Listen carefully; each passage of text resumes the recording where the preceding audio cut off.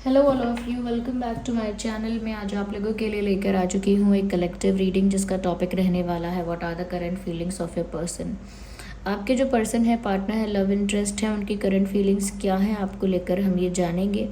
ये reading general है, collective है। हो सकता है कि आपके सिचुएशन के साथ एक्यूरेटली रेजोनेट करे, हो सकता है सिर्फ कुछ % रेजोनेट करे। तो ओपन माइंडेड होकर सुनिएगा और ज़बरदस्ती अपने आप को रीडिंग में फिट इन मत कीजिएगा। जितना आपके साथ रेजोनेट होता है, जितना आपके साथ रिलेट करता है, उतना ही एक्सेप्ट कीजिए and leave the rest. Reading सभी ज़ोडिएक साइंस के लिए है, हर उम्र के व्यक्ति के लिए है, टाइमलेस है। जब भी आप मुझे सुन रहे हैं, जब भी आप इस वीडियो तक पहुंचे हैं, यह तभी आपके साथ रेजोनेट करेगा, फिर चाहे आप इस वीडियो तक कितने भी समय बाद क्यों न पहुंचे हों। जब भी आप इसे देख रहे हैं, यह आपके साथ तभी रेजोनेट करेगा। ओके व्यूअर्स, थोड़ा ओपन माइंडेड होकर आप सुनिएगा क्योंकि ये एक जनरल कलेक्टिव रीडिंग है, कोई पर्सनल स्पेसिफिक रीडिंग नहीं है। ओके व्यूअर्स, और आप जिस पर्सन के लिए देख रहे हैं वो आपके लव इंटरेस्ट होने चाहिए, फिर चाहे वो आपके क्रश हैं, एक्स हैं, करंट पार्टनर हैं, हस्बैंड है, वाइफ है, कोई भी है, आपके लव इंटरेस्ट होने चाहिए। और आप जिस इंसान के लिए ना ये रीडिंग देख रहे हैं, आप उनके बारे में थोड़ा सोचिए, थोड़ा उनका चिंतन करिए, थोड़ा उनका नाम सोचिए, थोड़ा उनका फेस इमेजिन करने की कोशिश कीजिए। ओके व्यूअर्स, और थोड़ा पॉजिटिव रहिए। आइए देखते हैं कि करंटली आपके पर्सन क्या फील कर रहे हैं आपको लेकर। What are the current feelings of a person. अभी कैसा महसूस कर रहे हैं आपके बारे में। We need one card at one time. Tower card, सबसे पहला कार्ड ही टावर कार्ड आ गया। Interesting, very interesting. और अगला कार्ड यहाँ पर जो है वो है queen of cups. Very nice. और कैसा फील कर रहे हैं। Page of cups. Okay, so we have 4 of wands and we have the high priestess. Okay, I hope you can see them. सबसे पहले टावर कार्ड आया है व्यूअर्स।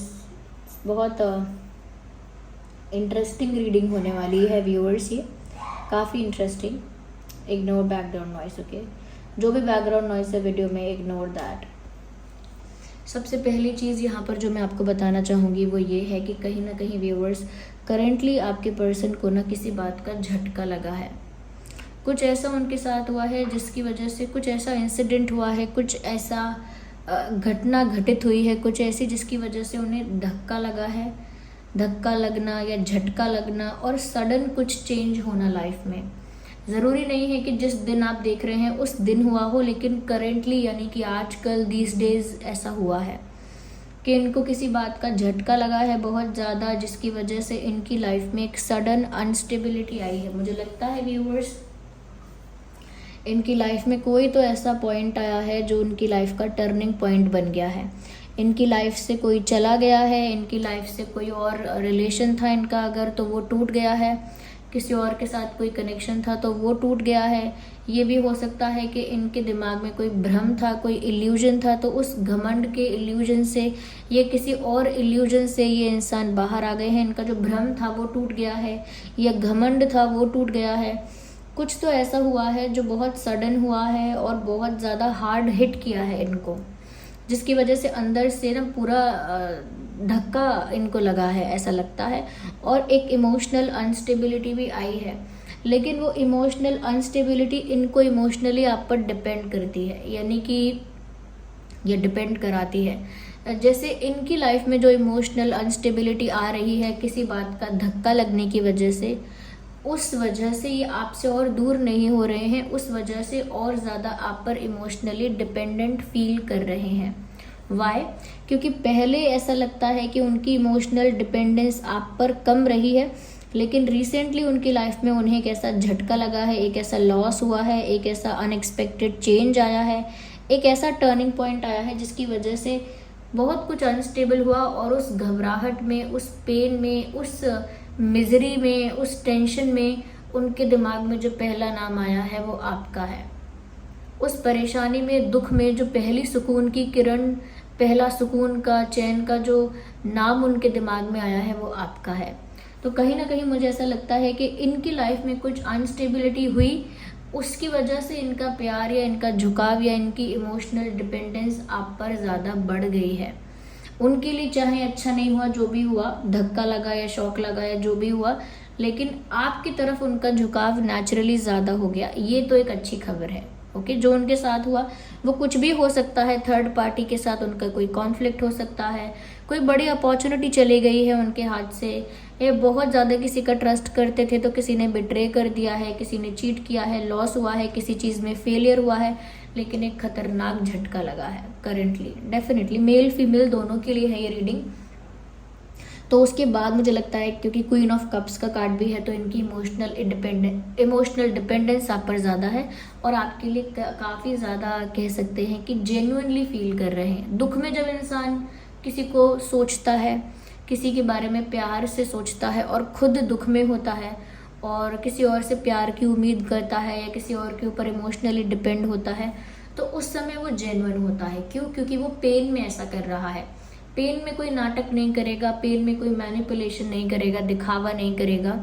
तो वो उस पेन में जो उनका जेन्युइन प्यार है, उस पेन में जो उनकी जेन्युइन फीलिंग है, वो आपके लिए उभर के आ रही है ऊपर। यानी कि अगर वो अंडर द कार्पेट छुप चुकी थी तो अब वो सरफेस पर आ गई है।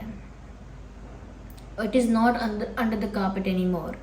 यहाँ पर व्यूअर्स ऐसा भी लगता है कि कहीं ना कहीं ये जो इंसान है, they are thinking about approaching you, क्योंकि उनकी लाइफ में अनस्टेबिलिटी तो आई है और उनको जो उम्मीद की किरण या प्यार की, सुकून की कोई उम्मीद दिख रही है, तो वो आपकी तरफ से दिख रही है कि आप उन्हें इमोशनली बहुत सपोर्ट करोगे और पहला नाम उनके दिमाग में आपका ही आया। What am I saying? पहला दिमाग उनके दिमाग में पहला नाम आपका ही आया है। तो मुझे लगता है कि प्यार तो बहुत जेन्युइन फील हुआ है आपके लिए और ज़्यादा फील हुआ है, लेकिन उसमें से थोड़ा थोड़ा करके आपके लिए स्टेप लेंगे। अब ऐसा नहीं है कि जितना ज़्यादा इमोशनल फील कर रहे हैं अचानक ही वो सारा इमोशन आपके ऊपर बरसा दें आके। जितना ज़्यादा प्यार, जितना ज़्यादा कहीं ना कहीं अब उनको आपकी ज़रूरत महसूस हो रही है, तो उसका मतलब ये भी नहीं है कि आपके पास आकर कुछ ओवर या एक्स्ट्रा कर दें, कुछ अननेसेसरी कर दें, कुछ एक्स्ट्रा ओवर कर दें। तो वो भी वो नहीं करना चाहते। ज़्यादा डेस्परेट, ज़्यादा कहीं ना कहीं ऑब्सेसिव दिखना नहीं चाहते। They don't want to look obsessive and desperate. I'm sorry, I don't know what's wrong with my words.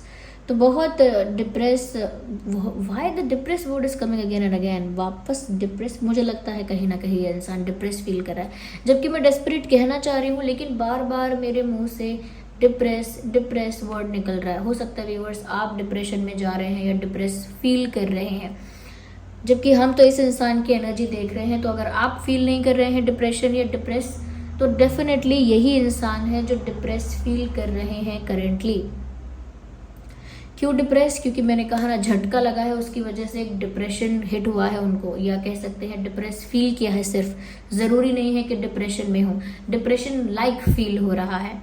Okay, तो मुझे लगता है जितना उनको आपके लिए जेन्युइनली आपकी तरफ जो झुकाव महसूस हो रहा है, उसमें से one by one, step by step, moment bye moment, धीरे धीरे आपकी तरफ बढ़ेंगे।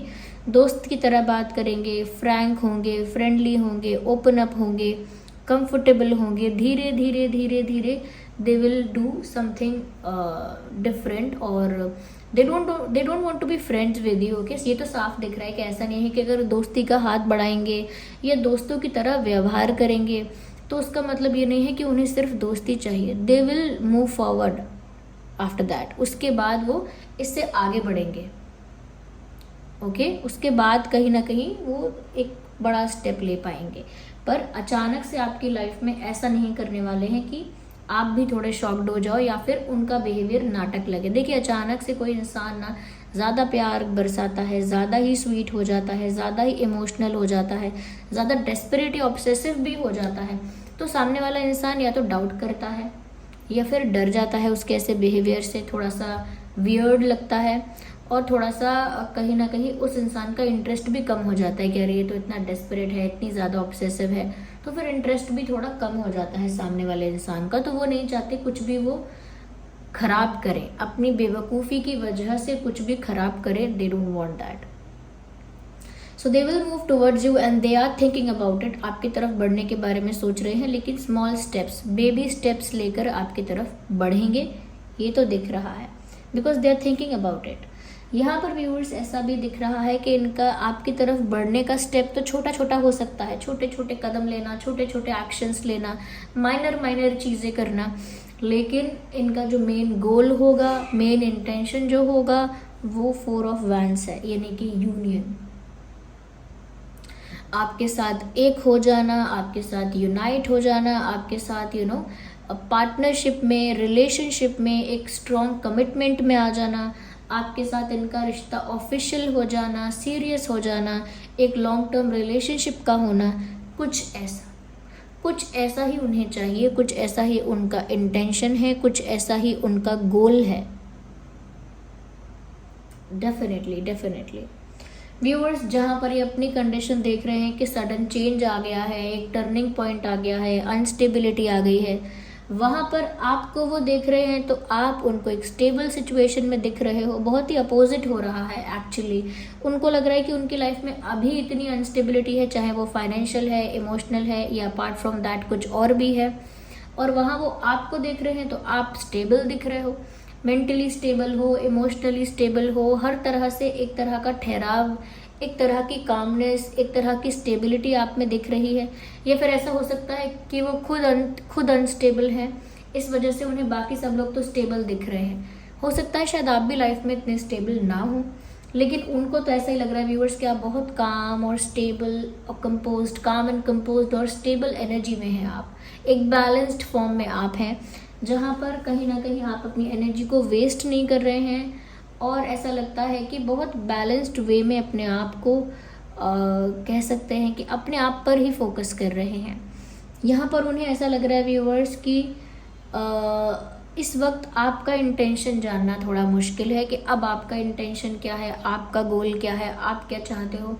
वो सब कुछ आपके बॉडी लैंग्वेज से, बिहेवियर से, या आपके एक्सप्रेशन से पता नहीं चल रहा है। लाइक कुछ लोगों के फेस पर दिख जाता है एक्सप्रेशंस में कि वो क्या सोच रहे हैं, क्या उनके मन में चल रहा है। कुछ लोगों की बॉडी लैंग्वेज में दिख जाता है कि वो क्या चाहते हैं, कैसा करते हैं। और कुछ लोगों के बिहेवियर में, यानी कि जो उनका व्यवहार है दूसरों के साथ, उसमें पता लग जाता है कि वो क्या सोचते हैं, कैसे इंसान हैं। लेकिन क्योंकि आप इतने स्टेबल और इतने काम एनर्जी में उनको दिख रहे हो, और इतने क्वाइट और साइलेंट आप दिख रहे हो उनको, कि ना तो आपकी बातचीत से पता चल पा रहा है, ना तो आपकी बोलचाल या बातचीत से कुछ समझ पा रहे हैं, आपके बॉडी लैंग्वेज से कुछ समझ नहीं पा रहे हैं, ना ही आपके एक्सप्रेशंस भी बहुत न्यूट्रल हैं, तो वो आपके एक्सप्रेशन से भी कुछ नहीं समझ पा रहे हैं। और ये सब उन्होंने या तो सोशल मीडिया से आपको स्टॉक करके समझा है, या फिर किसी एक कॉमन जगह पर आप लोग जाते हैं तो ये आपको देखते हैं तो भी समझते हैं, या फिर आपको कहीं सडनली देखा है, अचानक से देखा है, या फिर जितना वो दूर से ऑब्जर्व कर पा रहे हैं उतना भी यही है कि व्यूवर्स वो आपको ऐसी एनर्जी में देख रहे हैं जहाँ वो आपका इंटेंशन, आपकी फीलिंग, आपका गोल, कहीं ना कहीं आपका जो एक उद्देश्य है, या कह सकते हैं कि अब जो आपका प्लान है वो उनको नहीं समझ में आ रहा, और आपका एक्सप्रेशन, बॉडी लैंग्वेज, सब कुछ बहुत न्यूट्रल है, वो उसको रीड नहीं कर पा रहे हैं। तो व्यूअर्स, आप एक स्पिरिचुअल, ऐसा लगता है स्पिरिचुअल बीइंग हो, और कहीं ना कहीं स्पिरिचुअलिटी की वजह से ही अपने आप को बैलेंस रखे हुए हो, या बैलेंस आपने वो मेंटेन किया हुआ है क्योंकि आप एक स्पिरिचुअल इंसान हो। एक नॉर्मल तो नहीं कहेंगे, लेकिन एक ऐसा इंसान जो बहुत इम्पल्सिव है, बहुत हाइपर इम्पल्सिव है, या बहुत ज़्यादा रिएक्ट करता है, या कहीं ना कहीं बहुत ज़्यादा, जिसकी एनर्जी जो है बहुत ज़्यादा अनस्टेबल है, जिसका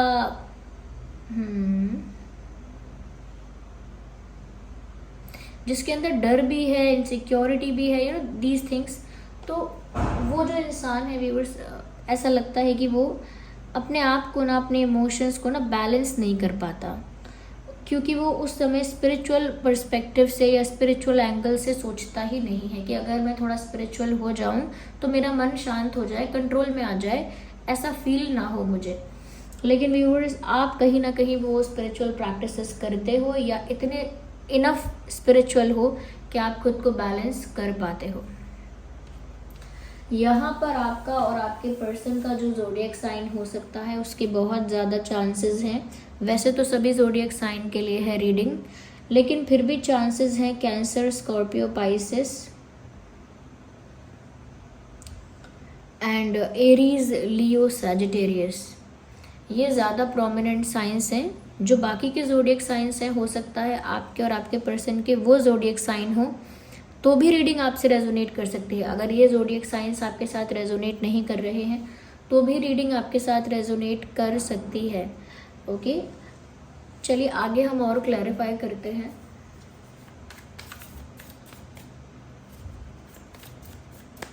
let's see more into it. मुझे लगता है क्योंकि इनकी लाइफ में इनको एक झटका लगा है, कुछ इमोशनली अनस्टेबल फील हुआ है, कुछ बड़ा हुआ है इनकी लाइफ में रिसेंटली, और कहीं ना कहीं उस वक्त ही बहुत अकेलापन महसूस कर रहे हैं। तो मुझे लगता है व्यूअर्स की इनकी लाइफ में एक इमोशनल अनस्टेबिलिटी चल रही है करेंटली, और इस वक्त ये बहुत दुखी हैं और बहुत अकेला महसूस कर रहे हैं, या फिर सब लोगों ने इनको अकेला ही छोड़ दिया है और ऐसा लगता है कि ये अकेले में रोए भी हैं। Yes, they are crying. अकेले में ये इंसान, आइसोलेशन में ये इंसान रो रहा है और इस बारे में किसी को पता नहीं चल रहा है। वो तो आपने टैरो रीडिंग देखी है तो शायद कुछ चैनल हो गया है, वरना शायद इनके घर वालों को, क्लोजेस्ट पर्सन को भी नहीं पता होगा कि ये रो रहे हैं या रो रही हैं। अकेले में रो रहे हैं क्योंकि उनकी लाइफ में कोई बड़ी घटना घटित हुई है, जिसकी वजह से मैंने बताया आपको स्टार्टिंग में कि उनको धक्का लगा है या कुछ ऐसा हुआ है, समथिंग बिग।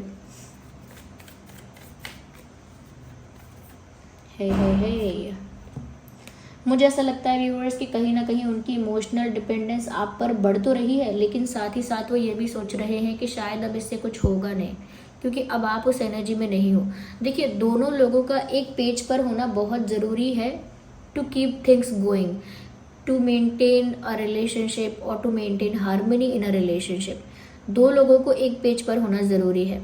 जब आप पेज नंबर 40-50 पर पढ़ रहे थे, यानी रीड कर रहे थे 40-50 पेज नंबर बुक का, तब आपके पर्सन जो है वो पेज नंबर 13-14 पर अटके हुए थे।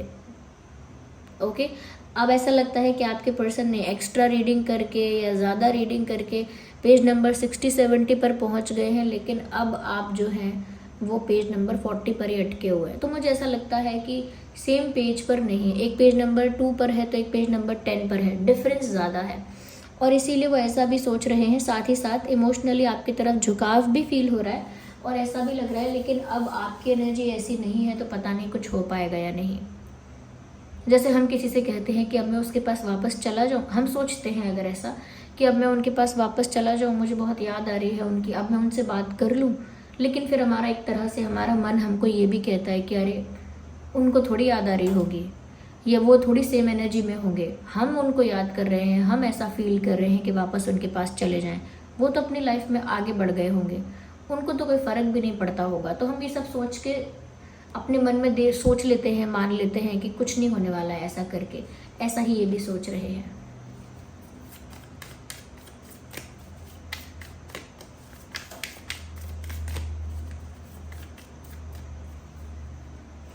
मुझे लगता है कहीं ना कहीं व्यूअर्स, ये जो इंसान है ऐसा सोचते हैं कि आप ही इनकी सिचुएशन को अच्छे से समझ पाओगे, इनको कंसोल कर पाओगे, इनको हील कर पाओगे, इनको इमोशनली सपोर्ट कर पाओगे, और कहीं ना कहीं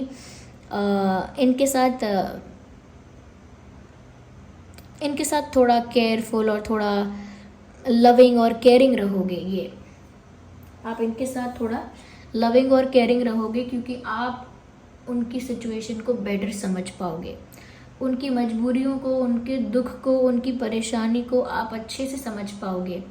तो यहाँ अंडरस्टैंडिंग का कार्ड आया है, that only you will be able to understand what are they going through, और किस चीज़ से वो गुजर रहे हैं वो आप समझ पाओगे, क्योंकि आप उनको इतना अच्छे से जानते हो, या फिर शायद आप उनके दिल के इतना करीब हो कि वो आपके साथ इतना कंफर्टेबल और ओपन अप हो सकते हैं या हो सकती हैं।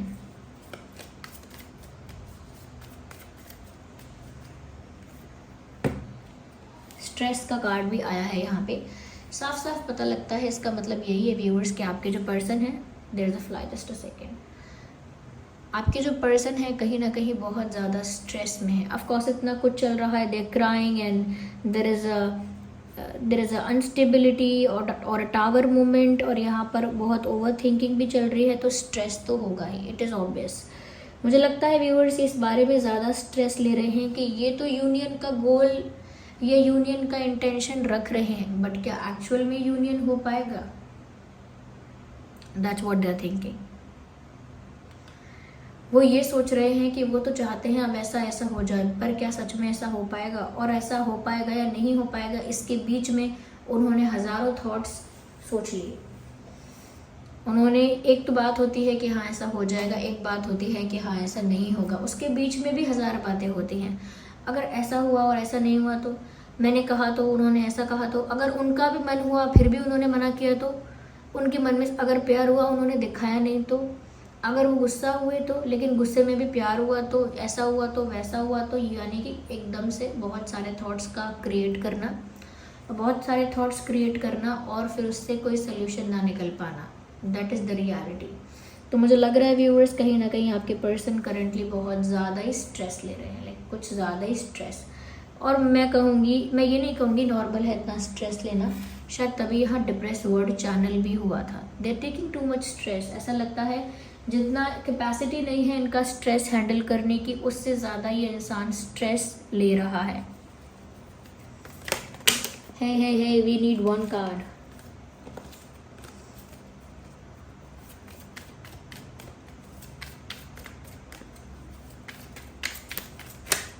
Let's go for the one card. Okay.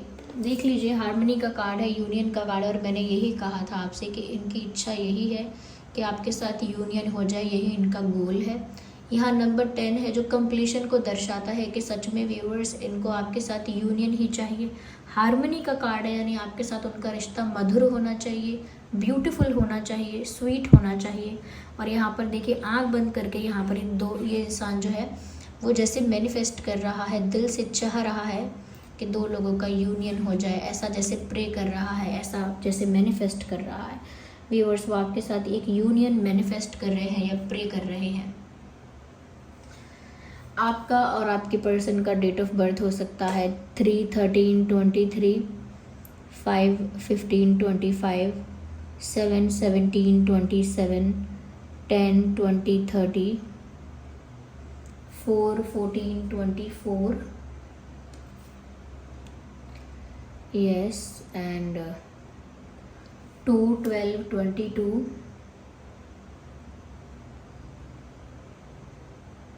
8/18/28।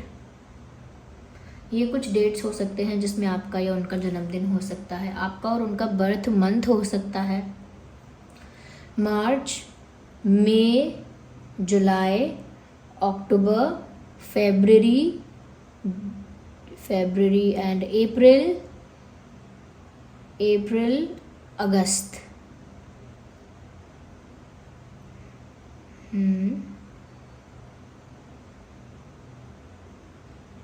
And January also, January. ये कुछ महीने हैं जिसमें आपका या उनका जन्मदिन हो सकता है, ज़्यादा चांसेस हैं। यस व्यूअर्स, सो ये मुझे यहाँ पर ऐसा लगता है ये आपके पर्सन करंटली कुछ ऐसा फील कर रहे हैं, और वो क्या हुआ है जिसका झटका उनको लगा है, या जो अचानक से अनएक्सपेक्टेडली और सडनली इनके साथ हुआ है, वो तो आप ही बेटर जानते होंगे या फिर आपके पर्सन बेटर जानते होंगे, क्योंकि ये एक कलेक्टिव जनरल रीडिंग है, इसमें इतना डिटेल्ड आंसर नहीं आया है, बट डेफिनेटली इस इंसान के साथ कुछ तो हुआ है। या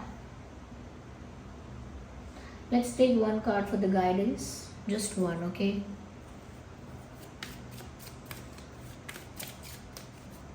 Okay, mountains, interesting. Stand your ground. कहीं ना कहीं व्यूअर्स ऐसा लगता है कि आपके लिए गाइडेंस यहाँ पर ये है कि जो आपने डिसाइड किया है, जो आपने तय किया है अपने लिए, जो आपको खुद के लिए बेटर लगा है, बेस्ट लगा है, आप अपने उसी डिसीजन पर अटल रहिए। उस डिसीजन से डिस्ट्रैक्ट होने की, डाइवर्ट होने की, उस डिसीजन को एडिट करने की, ऑल्टर करने की कोशिश मत कीजिए, चेंज मत कीजिए उस डिसीजन को ना कैंसिल कीजिए, ना कुछ कीजिए। आई थिंक जो आपने सोचा है, जो आपने माना है, अपने लिए जो डिसाइड किया है, वो आपने बेस्ट सोचा है। आपको बस अपनी बात पर दृढ़ होकर रहना है, या अपनी बात पर फोकस्ड रहना है, और अपनी बात को लेकर बहुत ज़्यादा ज़िद्दी और बहुत दृढ़ता के साथ रहना है, क्योंकि ऐसा लगता है व्यूअर्स कि आपका डिसीजन भी यहाँ पर गलत नहीं है। इस इंसान को जब इमोशनली वल्नरेबल फील हुआ है, इमोशनली नीडी फील हुआ है, तब ये इंसान आपकी तरफ इमोशनली डिपेंडेंट होना चाह रहा है या होना चाह रही है। ओके, तो उसमें आपने जो अपने लिए डिसाइड किया हुआ है आप उसे चेंज मत कीजिएगा। Let this person do what they can do. ये जो कर सकते हैं, जो इनकी कैपेसिटी है, जो इनको करना चाहिए इस वक्त, वो इन्हें करने दीजिए।